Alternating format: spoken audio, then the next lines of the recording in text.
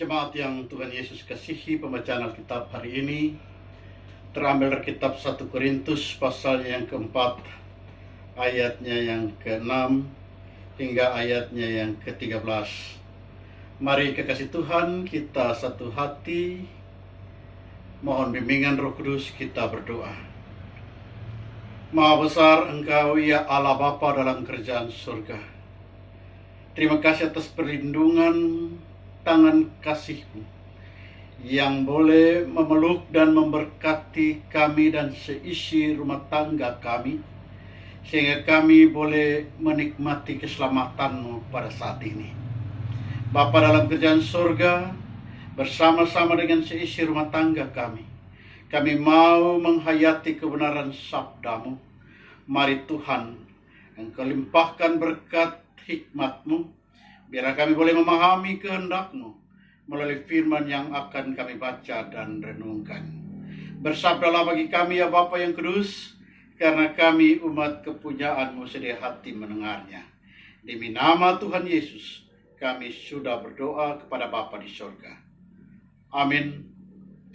Pembacaan Alkitab dari kitab 1 Korintus pasal 4 ayat 6 hingga ayatnya yang ke-13 mengatakan, saudara-saudara, kata-kata ini aku kenakan kepada diriku sendiri dan pada Apolos, karena kamu supaya dari teladan kami, kamu belajar apakah artinya ungkapan ini. Jangan melampaui yang ada tertulis, supaya jangan ada di antara kamu yang menyombongkan diri dengan jalan mengutamakan yang satu daripada yang lain. Sebab siapakah yang menganggap engkau begitu penting, dan apakah yang engkau punyai yang tidak engkau terima? Dan jika engkau memang menerimanya, mengapakah engkau memegahkan diri seolah-olah engkau tidak menerimanya? Kamu telah kenyang, kamu telah menjadi kaya tanpa kami, kamu telah menjadi raja. Alangkah baiknya kalau benar demikian, bahwa kamu telah menjadi raja, sehingga kami pun turut menjadi raja dengan kamu. Sebab menurut pendapatku, Allah memberikan kepada kami, para rasul, tempat yang paling rendah, sama seperti orang-orang yang telah dijatuhi hukuman mati. Sebab kami telah menjadi tontonan bagi dunia, bagi malaikat-malaikat, dan bagi manusia. Kami bodoh oleh karena Kristus, tetapi kamu arif dalam Kristus. Kami lemah, tapi kamu kuat. Kamu mulia, tetapi kami hina. Sampai pada saat ini kami lapar, haus, telanjang, dipukul, dan hidup mengembara. Kami melakukan pekerjaan tangan yang berat. Kalau kami dimaki, kami memberkati. Kalau kami dianiaya, kami sabar. Kalau kami difitnah, kami tetap menjawab dengan ramah. Kami telah menjadi sama dengan sampah dunia, sama dengan kotoran dari segala sesuatu sampai pada saat ini. Demikian jawab pembacaan Alkitab. Tuhan Yesus berkata, berbahagialah kita yang membaca, mendengar, dan rindu melakukan kebenaran sabda Allah dalam kehidupan beriman setiap harinya. Haleluya. Sidang jemaat yang Tuhan Yesus Kristus kasihi, adik-adik yang diberkati Tuhan. Kebutuhan akan pengakuan sangat mendasar dalam diri setiap manusia. Paling tidak enak apabila kita ditolak atau kita tidak diterima, ataupun kalau kita diterima dengan setengah hati atau tidak sepenuh hati. Dan alasan penolakan dan tidak terima itu hanya karena kita dianggap tidak selevel dengan mereka. Atau mungkin kita dibanding-bandingkan. Sebagai seorang pelayan kita dibandingkan dengan pelayan lain. Terkadang begitu terenyuhnya ketika mendengar seorang diaken tidak mau didengar khotbahnya atau renungannya karena dianggap lebih rendah dari seorang penatua. Atau mungkin seorang penatua lebih rendah dari seorang pendeta.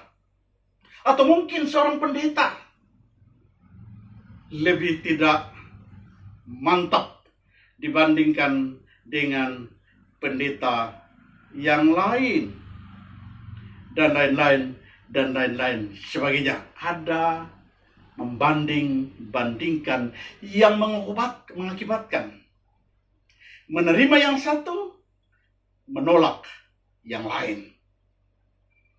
Jemaat Tuhan, Paulus mau menggarisbawahi bahwa sebenarnya ini adalah kelicikan iblis yang menggiring kita atau menggiring orang yang ingin membeda-bedakan tadi, terjebak pada sosok pewarta, bukan pada siapa yang diwatakan.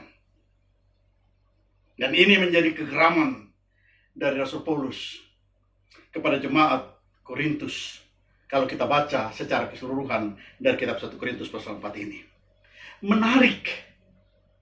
Sekalipun Paulus dibanding-bandingkan atau bahkan Paulus ditolak hanya karena dianggap tidak selevel, atau bahkan ketika mereka lebih menerima Apolos, Paulus tidak terjebak pada keinginan diri untuk menyalahkan Apolos atau bahkan mempersalahkan jemaat Korintus.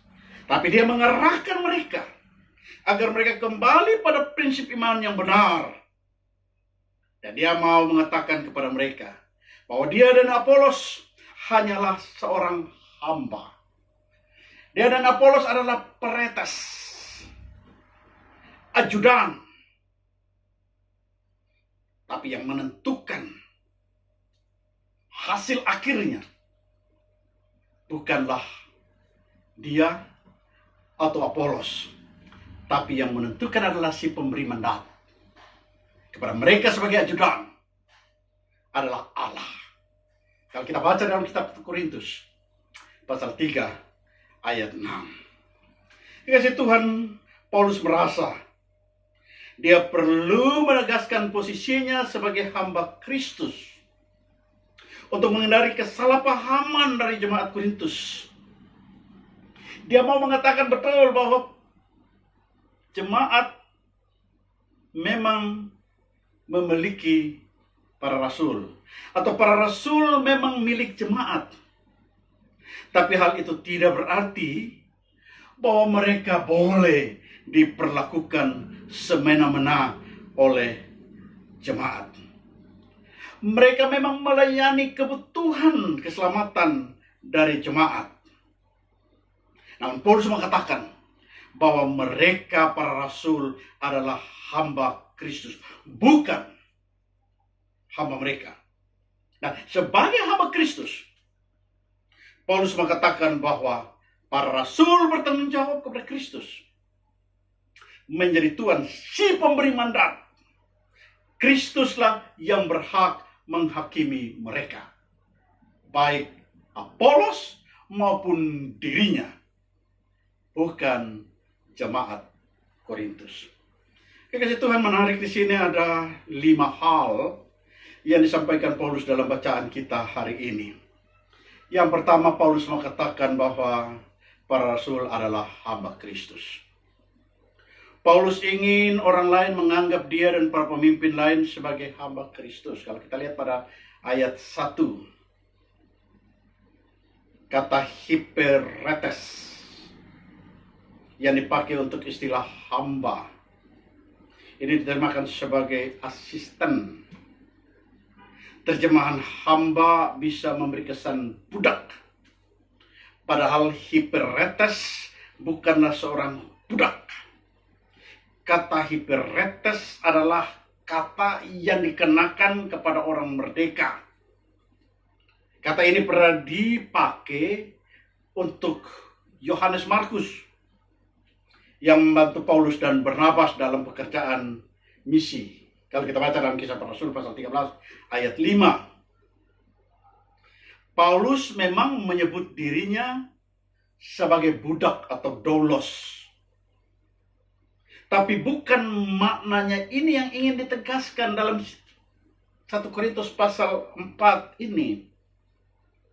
Sebab Paulus bukan hanya seorang hiperetes, tapi dia adalah pemimpin dari semua pelayan. Dia adalah oikonomos,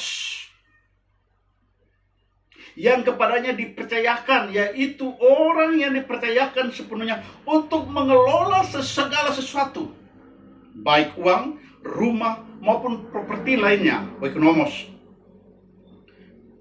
Keputusannya adalah pemilik.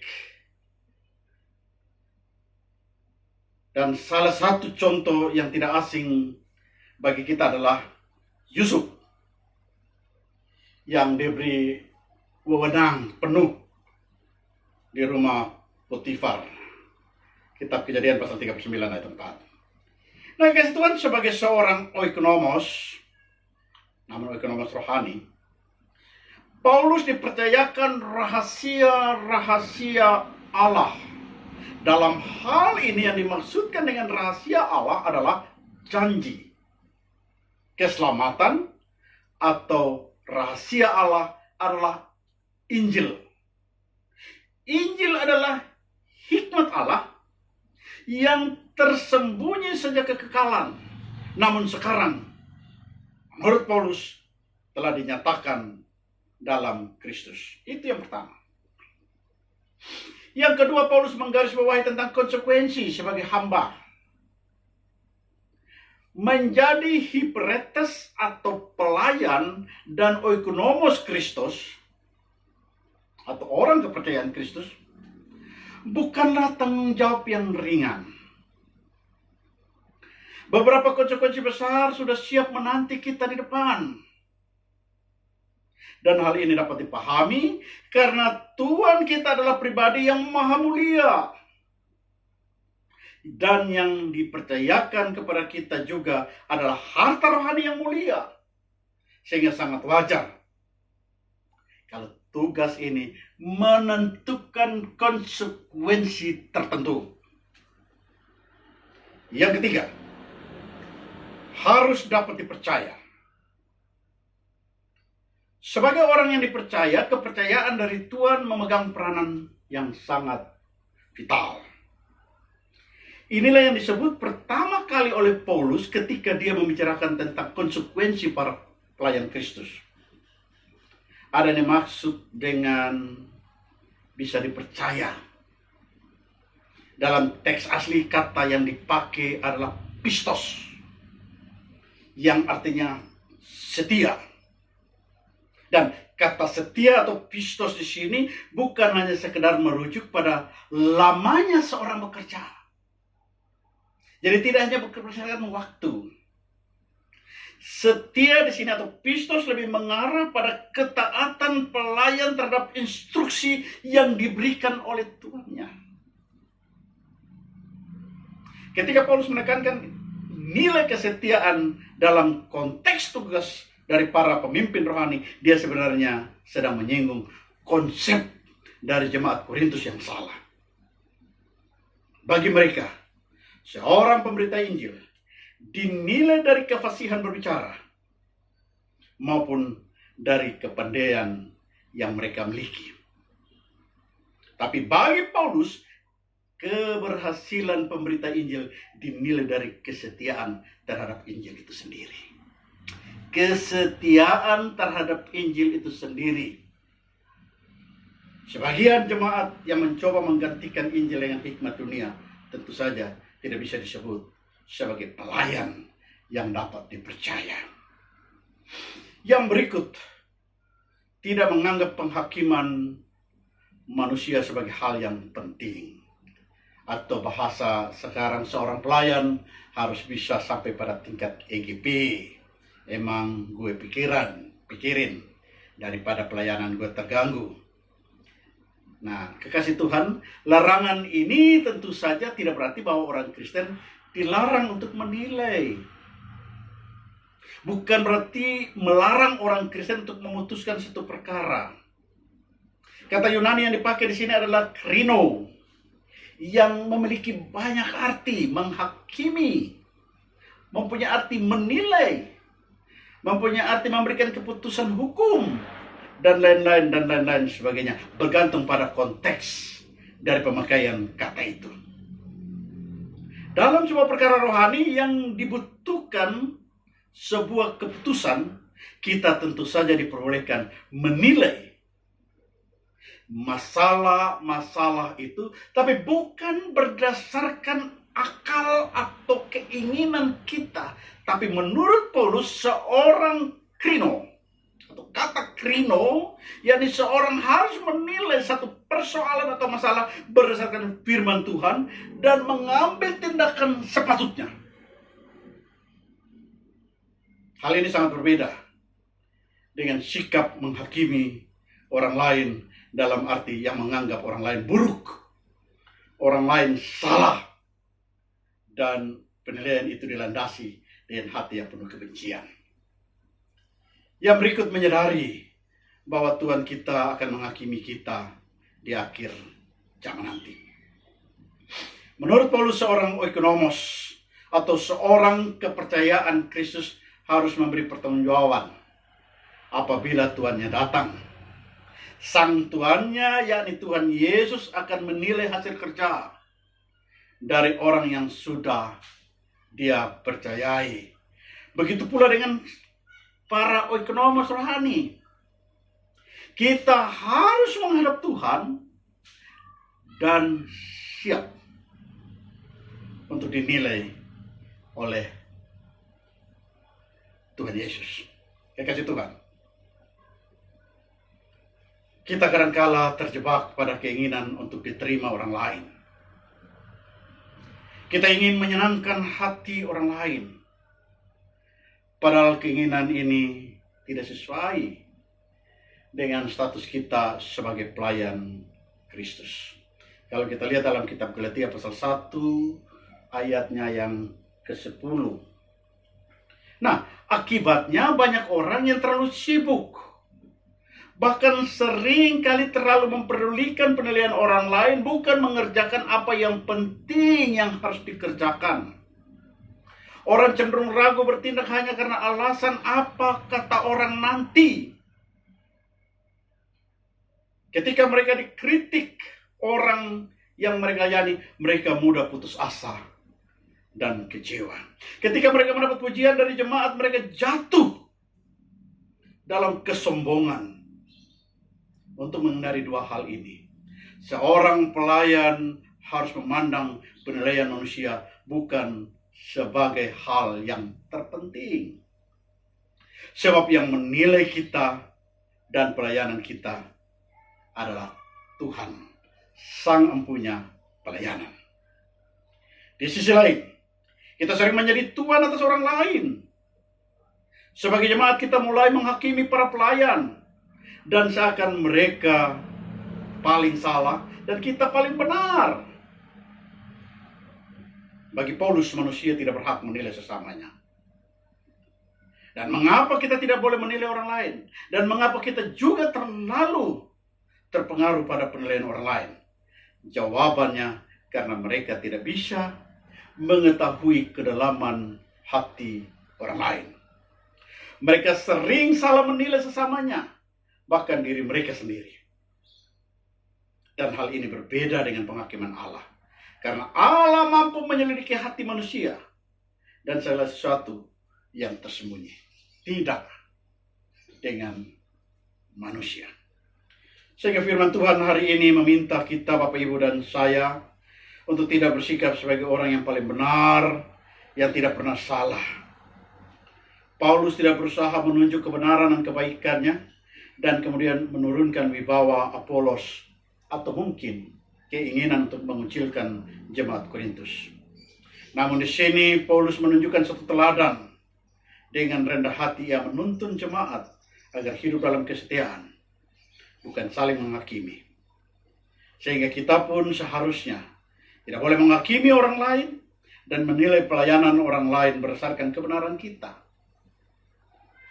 Biarlah Tuhan dan kebenarannya yang melakukan penilaian itu nanti. Tugas kita hanyalah membimbing, menegur agar orang lain lebih baik, yakni dapat terus berjalan dalam kebenaran Tuhan.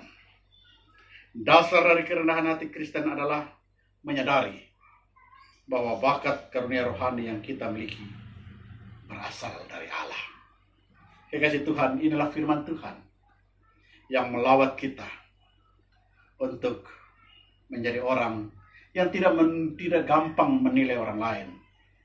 Tidak gampang menjadi sombong hanya karena kita merasa lebih dari mereka. Sombong dapat mencuri kemuliaan Allah. Oleh karena itu, kekasih Tuhan, marilah kita jalani hidup ini biasa-biasa saja. Karena Tuhan Yesus mengenal kita sebagai manusia biasa-biasa saja, dan kuasanya akan menuntun kita dari manusia biasa-biasa saja menjadi orang yang luar biasa. Tuhan memberkati. Amin. Mari kita berdoa. Segala puji, syukur, dan hormat kembali kami datang menghampiri Dikau, ya Allah. Kami mempertaruhkan sukacita hati kami karena Tuhan meluputkan kami dari ketakutan dan kecemasan yang terjadi di sekitar kehidupan kami. Terima kasih atas tuntunan hikmat-Mu, ya Tuhan, yang telah memberkati anak-anak kami sehingga mereka boleh menyelesaikan pendidikan mereka di tingkat pendidikan, baik tingkat sekolah dasar, sekolah lanjutan pertama, sekolah lanjutan atas, dan mereka yang sedang mempersiapkan diri mereka untuk melanjutkan ke tingkat akademis universitas. Tuhan berkati mereka, biar mereka tetap menjadi anak Tuhan yang berada dalam bimbingan tangan kudus-Mu, sehingga berjalan menuju masa depan dengan penuh semangat karena mereka ada dalam bimbingan tangan kudus-Mu. Kami ingin berdoa bagi mereka yang sakit, Tuhan lawat, Tuhan berkati dan Tuhan sertai mereka, baik dalam pemeringan maupun dalam segala upaya perawatan berjalan, sehingga mereka tetap berada dalam tuntunan tangan kasih-Mu, dan semua fasilitas kesehatan menjadi alat di tangan Tuhan yang mendatangkan kesembuhan. Kami juga mau mempertaruhkan kesukacitaan bersama dengan orang-orang yang berhari ulang tahun, baik ulang tahun kelahiran maupun ulang tahun perkawinan. Tuhan berkati sukacita hati anak-anak-Mu ini, dan Tuhan tetap berada di tengah-tengah kehidupan mereka sehingga mereka menikmati usia yang baru itu dalam kegirangan dan kesukacitaan hati penuh. Ya Bapa, kami ingin berdoa bagi kami para presbiter yang terasa begitu lelah di dalam menantikan waktu pemulihan ini. Kami rindu untuk berjumpa dengan jemaat-Mu. Oleh karena itu, ya Bapa, segenap kami presbiter-Mu mengangkat hati mempertaruhkan jemaat Tuhan satu persatu. Keluarga lepas keluarga, Tuhan berkati mereka. Dan Tuhan jaga, Tuhan temani mereka, sehingga mereka boleh senantiasa ada dalam keselamatan Tuhan. Mereka boleh senantiasa merasakan damai sejahtera Allah menemani mereka, sehingga sekalipun mereka berada di dalam ketakutan, mereka berada di kecemasan, namun damai sejahtera Tuhan senantiasa meyakinkan mereka bahwa Tuhan setia menyertai. Sehingga pada saatnya nanti kami sebagai presbiter boleh berjumpa dengan jemaat-Mu, dan bersama-sama kami membangun persekutuan, memuji dan memuliakan nama Tuhan. Terima kasih ya Bapa. Inilah kami yang datang dengan kerendahan hati kami, mohon ampun atas dosa dan kesalahan kami. Terima dan sambut kami ya Bapa, karena demi Kristus kami sudah berdoa, dan kami ingin menyempurnakan doa ini seperti doa yang diajarkan oleh Tuhan Yesus. Bapa kami yang di sorga, dikuduskanlah nama-Mu, datanglah kerajaan-Mu, jadilah kehendak-Mu di bumi seperti di sorga. Berikanlah kami pada hari ini makanan kami yang secukupnya, dan ampunilah kami akan kesalahan kami, seperti kami juga mengampuni orang yang bersalah kepada kami. Dan janganlah membawa kami ke dalam pencobaan, tapi lepaskanlah kami daripada yang jahat, karena Engkau yang punya kerajaan dan kuasa dan kemuliaan sampai selama-lamanya. Amin.